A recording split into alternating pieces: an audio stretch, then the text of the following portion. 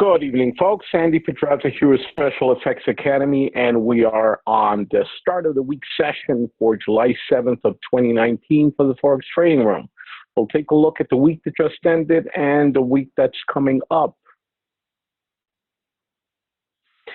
We'll go through our usual agenda, take a look at the prior week, our currency strength meter for the last week and the last month, fundamental announcements coming up, a look at the major pairs on the daily charts, any setups we see in progress, and a few parting words in conclusion.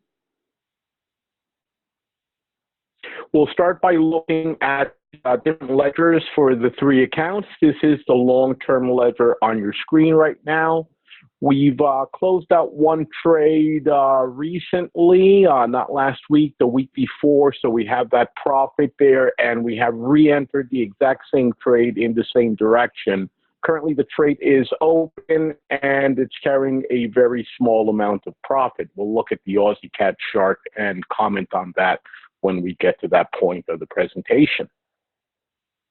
The intermediate term ledger has really weak. Any significant change on realized gains. We're still at around 20%, so we're up very slightly, but not significantly. The account overall year to date is carrying 20% gains, but more importantly, we're carrying a significant amount of open profit on the trades that you can see on your screen, plus a few from the weeks prior.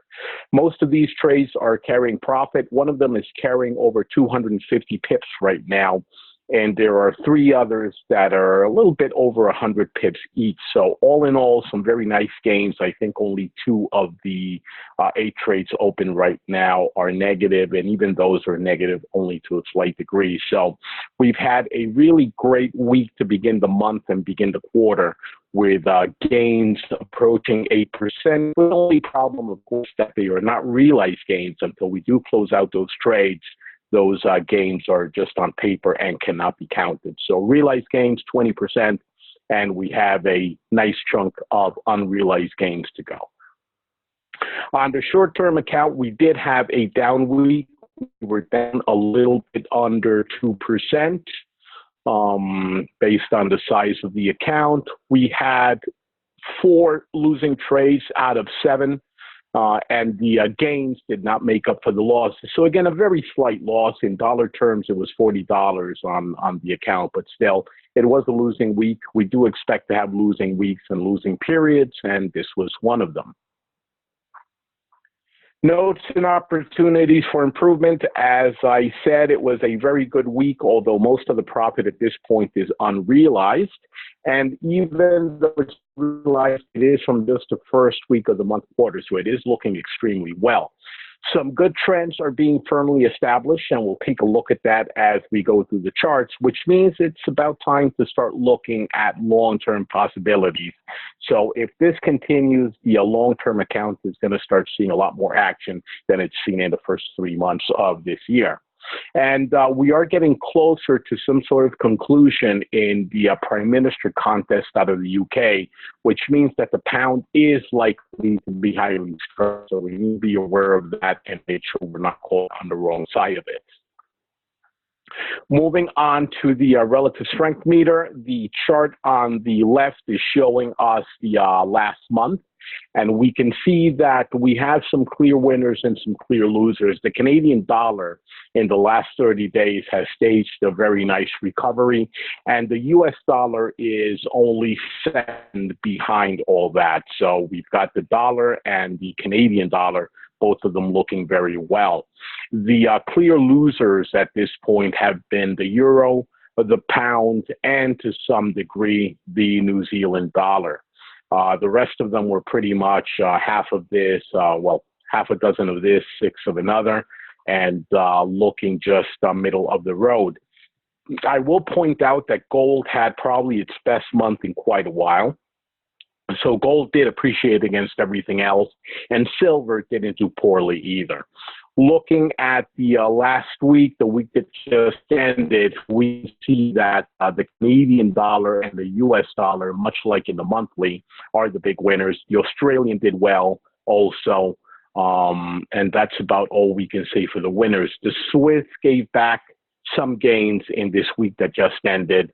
And, well, the rest of them are pretty much middle of the road. But we can say the New Zealand dollar also did very poorly. That was mostly as a result of the issues with the dollar in the last couple of weeks. We saw a lot of dollar strength returning to the market, and that did affect the Australian and the Kiwi to some degree. The Japanese yen also did pretty well, gaining against everybody except the Canadian and the dollar, which again were the key winners for the week. Looking at the fundamental announcements coming up this week, it's a very light week. We only have a couple of things of interest coming up, and you can see that the entire calendar is just the U.S. and Canada. So we do have the Canadian interest rate decision coming out on Wednesday. We will be trading that one live at well, we'll open up the trading room at 9:30 a.m. Eastern time on Wednesday. And we have on that same day the FOMC minutes coming out of the Fed at 2 p.m. This dovetails with our regular 2 p.m. session, but we will be starting it a bit early to get everything in gear for the announcement. So we'll be starting a half hour earlier on Wednesday for the 2 p.m. session.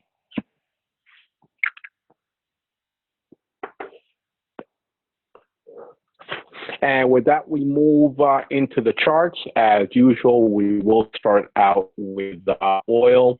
Oil has been having a bit of a rough couple of weeks. So we've seen oil going up, going down. It is in the middle of a retracement right now towards the bottom. We can see that fanning out of trend lines as they've been broken again and again, with only the lowest one at this point holding. Oil price is below the Ichimoku cloud right now, so it is going to be facing resistance on its way up. And we can see quite clearly how that Ichimoku cloud has acted as resistance for the past couple of weeks. It's not even been going into the cloud, the price action. I do expect oil to stage some sort of a recovery and challenge the prior high. This is normal as retracements go, but right now it is in a little bit of a bearish retracement. And until it breaks out towards the top, we have to be very careful with oil. We're not trading oil directly, or at least I'm not, but I do trade derivatives on oil with the options market. And of course, the Canadian dollar to some degree is very linked to the price of oil. Moving on to the euro dollar, this last week or two have been very good for the dollar, as I've already mentioned.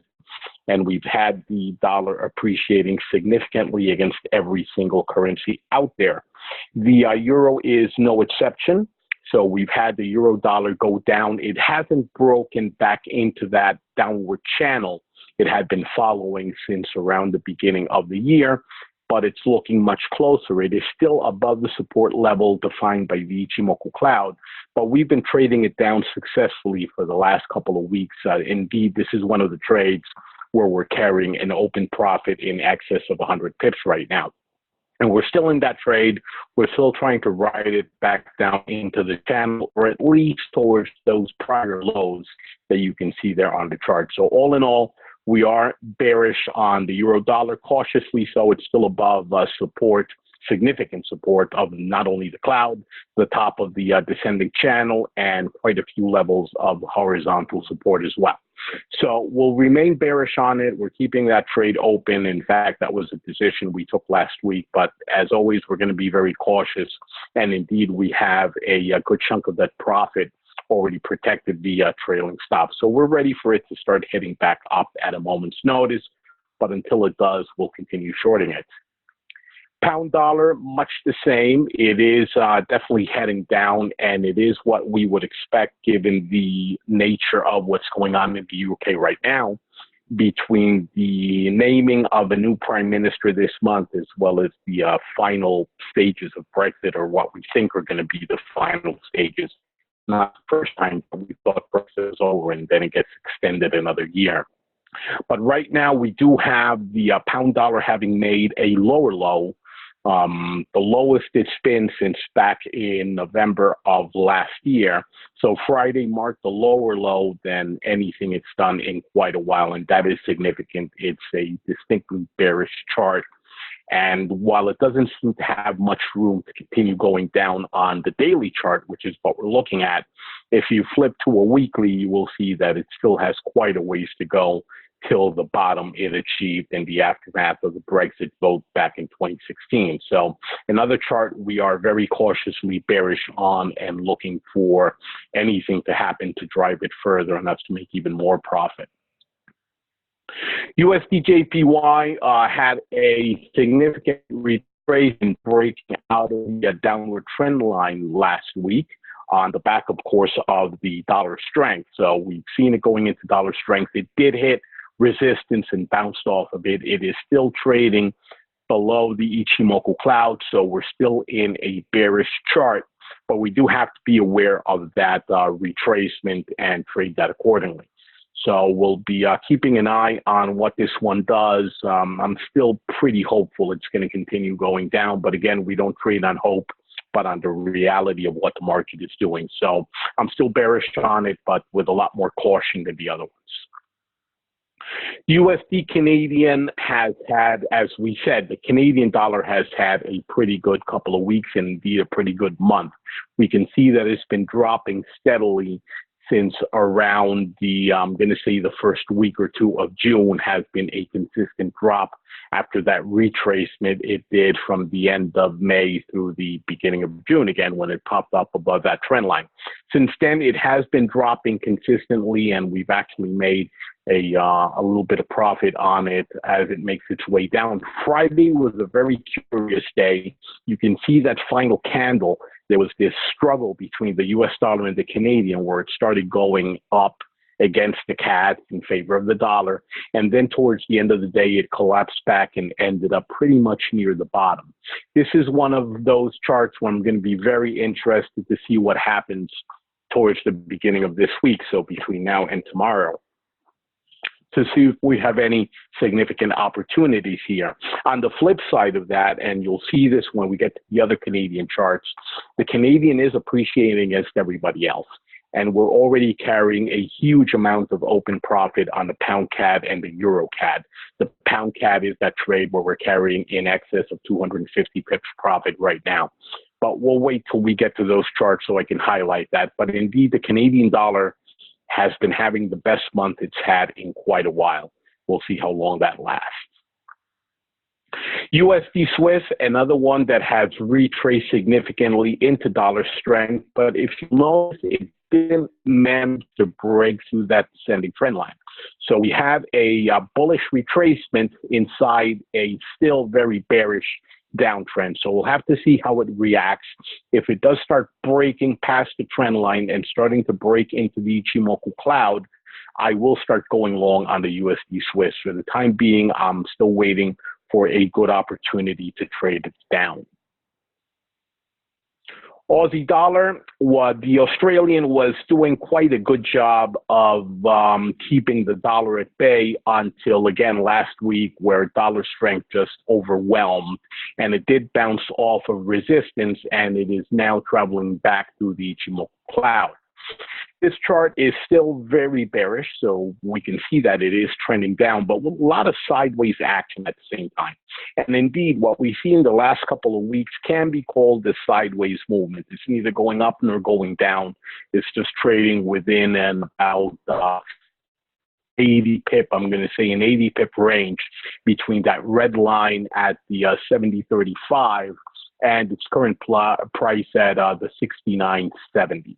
So that's where it is right now. My gut feeling is that this will go back down to test a prior low at the 68.50, but we'll wait a little bit for that to be confirmed before we jump in with all guns blazing.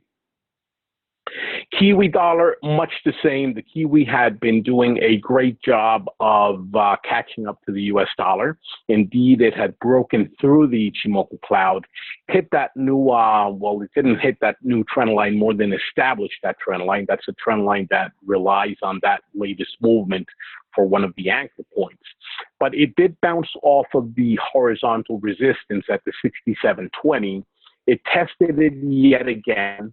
and then it started going down. And like I said, last week was a very good week for the U.S. dollar. So we can see that Thursday and Friday, the Kiwi just couldn't keep up and gave back a lot of ground. This is another one where we'll be very anxious to see how the week starts off, to see if we have any opportunities to trade it in either direction. This is one where I'm very agnostic. I'm perfectly willing to trade it up as I am to trade it down. I just need for it to tell me which way it intends on going. Aussie Canadian, and I said we would come back to this one. This is our one long-term trade that we've entered for the year. We took about 140 pips on that long movement down and then got out when it started retracing. And now that it started dropping, we re-entered that trade. It hasn't broken past the resistance of that prior low, but it was definitely heading in that direction on Friday when the market closed. So we'll have to see how it continues evolving in the weeks to come. Right now, open trade, a very small amount of profit. And by small amount of profit, I mean less than 10 pips. So we're pretty much at the break-even point for that second entry on the Aussie CAD. And we're waiting to see if it does have the strength to break the support there at the bottom. Euro Swiss has been very reluctant to do much of anything. It was doing a retrace. That retrace failed last week. It hit resistance and started bouncing back down. And it has been very sideways. We took a nice chunk of profit on the last drop, got out on the retrace. And I would be looking for opportunities to go short on the Euro Swiss. I have a lot more faith in the Swiss than I do in the Euro at this point in time. But again, we're waiting for it to actually confirm it by either breaking the prior low or at least starting to head strongly in that direction. For now, I am staying out of it, but I'm still, in general, bearish on this chart. Euro pound, we have a pending order on the Euro pound, if I'm not mistaken. Actually, let me check to see that we weren't taken in last week. I know we had, I think we did get taken in. If we did get taken in, that is probably one of our very small losers right now. So give me a second while I verify that. EuroCAD, Euro. No, we have not been taken in. We have a pending order to take us in if it does drop towards the prior level of support. So our entry is at the 8870, which is pretty much where the Kiju and the blue line of the Ichimoku is. So if it drops to that level, which should act as support, we will get in and then try to trade it back up. For now, I'm bullish on this pair simply because I think that the pound is going to weaken a lot more quickly than the euro on the aftermath of the prime minister election, as well as whatever they end up doing with Brexit. So I think this is the one euro pair through the euro. But for now, we're staying out. I would like it to drop a little bit and test support before I go back in.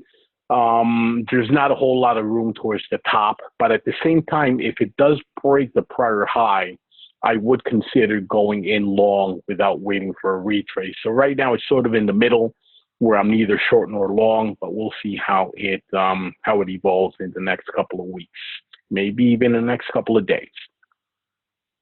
Euro JPY, a very flat chart in the last month or two.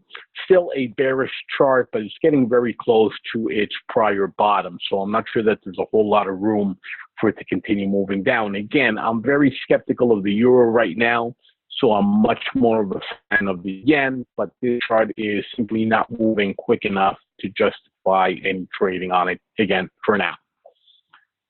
Euro Canadian, this is our second biggest winner on the open trades on the intermediate account. We can see that nice drop it's done in the past couple of weeks. We've caught the bulk of that. It has broken past every level of support and is pretty much now, at least on the daily, it doesn't have any support beneath it other than that descending trend line you can see right below current price. So it is, in essence, in free fall, and we are going to remain in that trade. We are short on the EuroCAD for as long as it continues heading down. Stop losses have been adjusted either via trailing stop or adjusted manually on all the trades that are carrying profit. So we are very conservative when it comes to protecting our wings, but this is one where I will, and indeed I am, giving it enough room to move. I think I'm trailing it at about 100 pips. So we haven't protected much, but I don't want to trail it too closely because if it does retrace but continues heading down, I don't want to be taken out early. Sometimes you have to risk some of that open profit in order to make even deeper profits. So this is one of the very, very beautiful charts right now, which is what I pointed out earlier in the presentation, that we are seeing some new trends being established. After this thing went sideways for the better part of 2 years, it's now showing a breakout towards the bottom, and that is very significant. So we'll be taking or keeping rather a close eye on this chart for even longer term opportunities. And like I said, this is probably one where I wouldn't mind opening a longer term trade just on the basis of expected CAD recovery at some point, plus everything we know is ailing the euro. Pound JPY, very sideways, so neither the pound nor the JPY have managed to gain the upper hand. It has that little support at 135.35 a few times, at least twice in the last 2-3 weeks. And we are looking for it to break out towards the bottom. On a break of that level of support, I will definitely go in short as quickly as I can. But for now, it's a waiting game.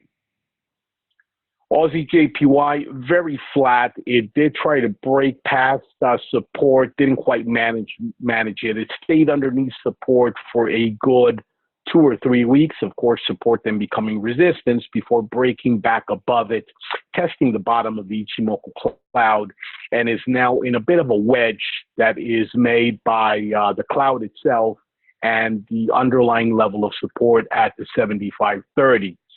I wouldn't want to trade it in either direction until it shows a little bit more life. We can see that it has been hanging out at the level of support since around the beginning of May. So until it starts moving away with a bit more decisiveness, I will pass. Euro New Zealand, we've made profit on the Euro New Zealand up and down. Our last trade was down as it made its way across the Ichimoku cloud. We got out at profit. It's now doing a test of the bottom of the cloud itself and is, of course, above the new level of support defined by the trend line and also the older level of support at the 167.90. That's the horizontal you see where price bounced a couple of candles back.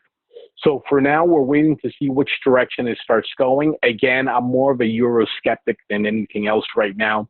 So I do think there's a good probability that it will start heading down towards the bottom. So if it does break that trend line and or the support at 60, whatever that is, 67.90, I'll definitely consider going in. But right now it's trading about 130 pips, 140 pips above that.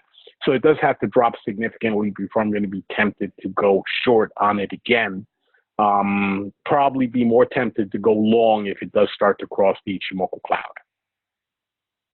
Pound Canadian, this, as I said, is our big winner right now. We're carrying 270 something pips of profit, which more than 200, I think, are protected at this point. I was trailing it at 50 pips because I was expecting a retrace after that very sharp drop.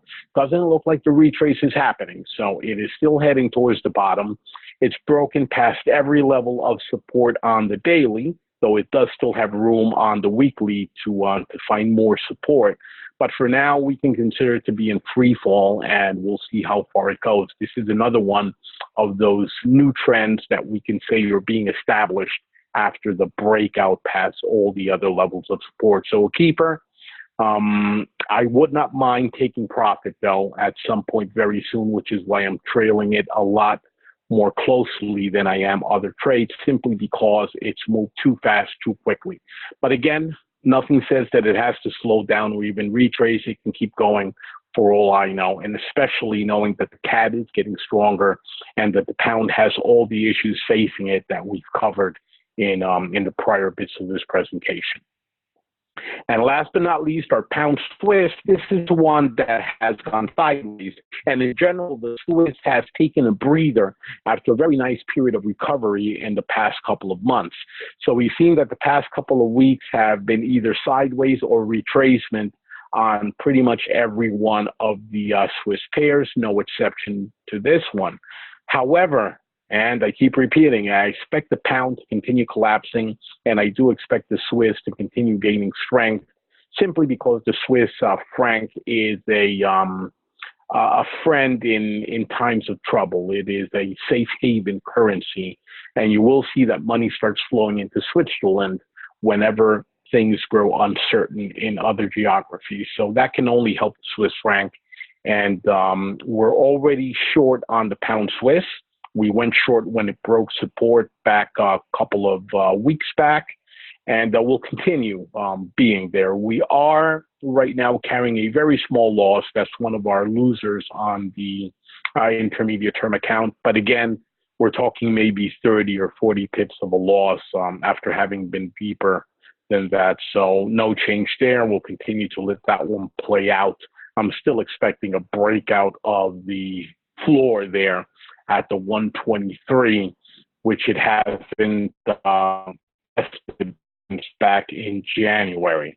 So waiting on that, I'll keep the trade open. If we do get stopped out because it does hit the stop loss, well, it'll be one of the losing trades I keep telling people we will always have. But for now, it's still looking like a very decent option. And as I said, that is the end of our charts. Some setups in progress that we're seeing right now. Of course, the pound is having a key month as the UK elects their, or selects rather, their new prime minister, who in turn will take what people hope will be a final stance on Brexit. Where have we heard that before? But the current deadline for Brexit is the end of October of this year. And the leading candidate, Boris Johnson, has said that he will leave the European Union by then, with or without the deal. So if we take him at his word, then October 31st is the final deadline.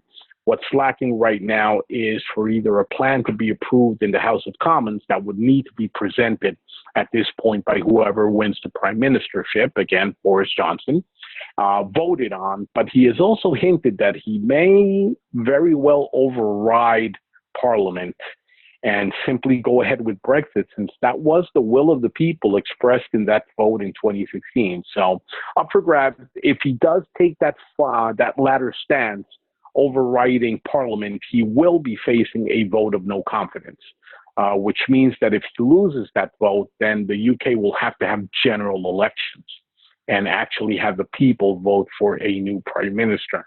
That would send the pound into a tizzy. So there really is no good outlook right now for the pound. There is, I guess, lesser of all evils kind of outlooks, but nothing that one can point out and say, gee, that would be good if that happened. At least not good for the pound. The Swiss pairs, the Swiss is still strong, but it did take a breather the past 2 weeks. So we're waiting for it either to resume or to really have a retracement. So it's in a little bit of a limbo. But it's one of these currencies that I like to keep an eye on in times of trouble, because when it does start moving, it can very, very quickly outpace all the other currencies.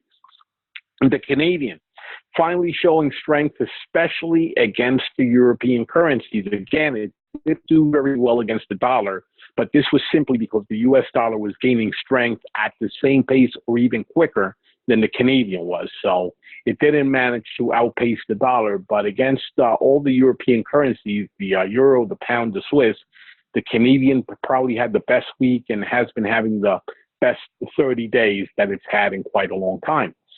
USD pairs, the USD is again moving into strength. Don't ask me why. I keep expecting the USD to retrace. And luckily, I do not trade on my gut feelings. I trade on what the market is doing. Otherwise, I'd be crying right now. Because I keep expecting the US dollar to get weaker, and it just keeps getting stronger. And as I said, luckily, I'm trading it into strength because that's what the market is doing. You don't fight the market. So the dollar is doing very well against everything out there except for the metals. And that should tell you a lot, because when people start putting money into silver and gold, it means they're very concerned about the immediate outlook for cash. So nobody wants to be holding dollars, even though the dollar is getting stronger. Very, very odd to see that, a strengthening dollar and gold and silver outpacing it.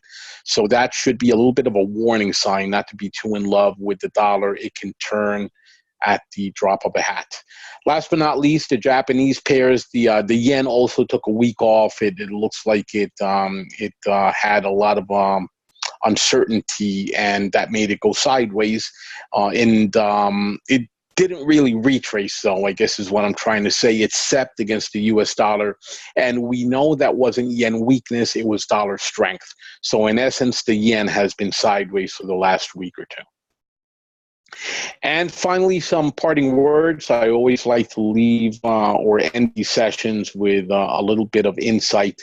And today's is on the psychology of fear. And this is where inaction is going to be affecting a lot of traders initially. I've seen this happen with many beginners that and you can call it many different ways. You can call it an analysis paralysis. You can call it fear. But there does seem to be a very high level of resistance to actually entering trades. And most of them, at least the successful ones, get over it. Those that don't get over it, their careers tend to be very short. But underlying everything, fear is usually the cause. So the solution here, at least to override or silence that fear, I don't think the fear ever goes away. None of us like losing money. But you do have to quiet the fear, or you're not going to be able to do anything. So the solution is to realize that you're not always going to win. And you'll hear me repeat this again and again and again. You're not always going to win. You're going to have losing trades, losing weeks, losing months. And you have to be okay with that. It's all right to lose. And I do try to teach by example here, and that's why you don't see me. And you can see this in other coaches and academies. They'll just shoot off fireworks every time they have a winning week and let everybody know how much they won. And then you can tell when they lose because they go quiet for a week or quiet for a month and don't say anything. And then a month later, boom, fireworks again. Hey, I made 50%. Yeah.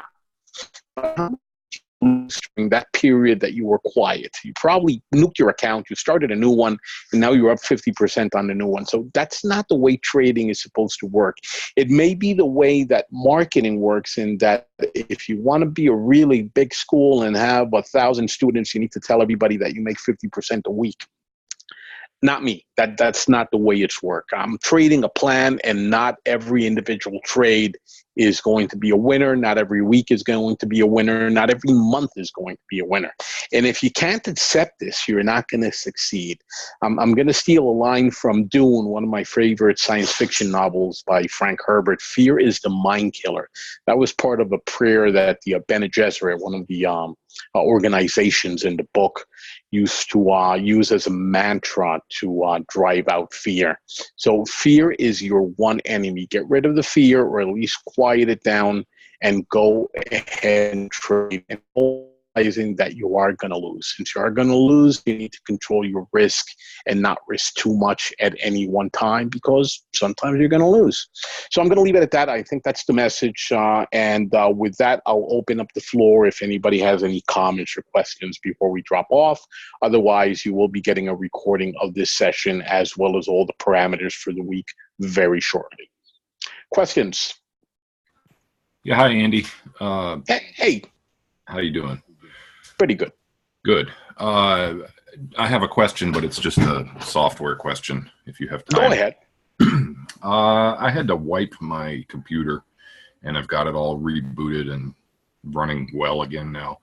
So I had to reinstall the copy trader, and I didn't have any trouble with any of that process. But when I put in the account number, it tells me it can't find the account, or the account doesn't exist.